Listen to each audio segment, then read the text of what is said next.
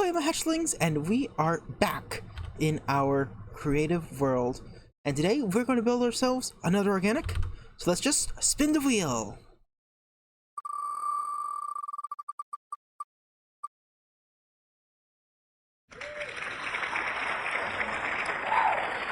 So today we're going to build an eastern indigo snake, and I've actually had the pleasure to work with these animals before, and they're really just beautiful and active and intelligent for a snake, and they're really big, and I think they're the largest colubrid snake actually, and they might be one of the largest, if not the largest snakes in the United States. So first, I take my rolled edit brush to carve out the shape of the snake. Snakes are kind of just a long tube, so I made the snake very curvy to add some shape and interest to the build. I had to reposition the snake over a bit to recenter it on the build plot because it wasn't really centered after I finished the shape. Next I moved on to shaping the snake. Given snakes are basically just long tubes, this process was mostly thickening up the snake with my gunpowder and trying to smooth it with my arrow. This smoothing process actually took a really long time because the snake is so long and narrow. And I actually really found the limitations of the blend ball tool for smoothing, trying to construct the head as well as trying to make the profile shape of the snake. Snakes are sort of like this squashed, ovalish trapezoidal shape, and the smoothing tool really wouldn't let me smooth more than a 45-degree angle, which was really frustrating. This was a problem both trying to make the back of the snake, but also trying to make the inside of the curves of the snake, and it required a lot of hand smoothing, but eventually I got to a point where I was happy enough to move on. Now that I had the shape of the snake, it was time to move on to the coloring.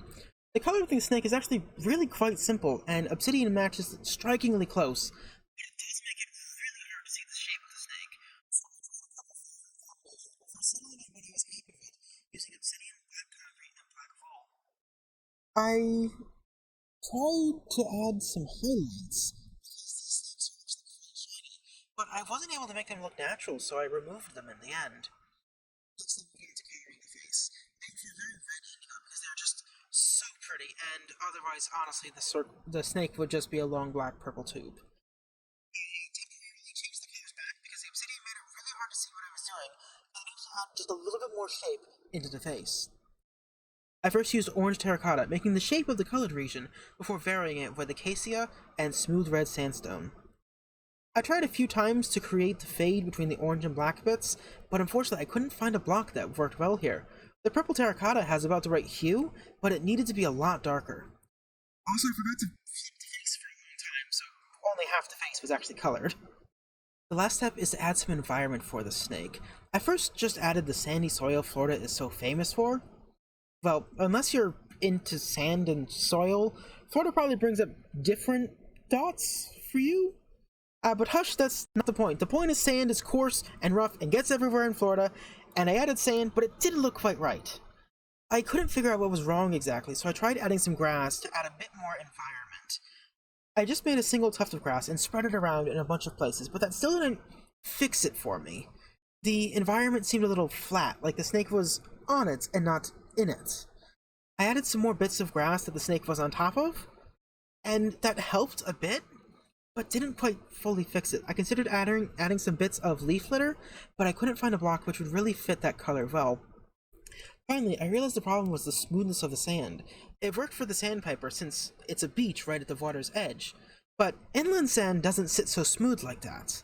I took my gunpowder and roughed up the surface with the blend ball tool, which I didn't think would work as well as it did. This added a lot more texture to the sand and made it look so much better. Unfortunately, I don't know how to make it only paint certain blocks, so I couldn't get too close without messing up the snake. As I'm writing the script now, I realize I could have just world edited the snake into the sky and then roughed the sand up everywhere. Still, from a low angle, the roughness of the sand looks so much better, and since it's my video, I get to decide what angle you are and aren't going to see, so you aren't going to see it from a high angle, so yeah. This snake took quite a while to work on though, and I absolutely love how it turned out. I love indigo snakes so much, and it was super fun getting to see this one come to life.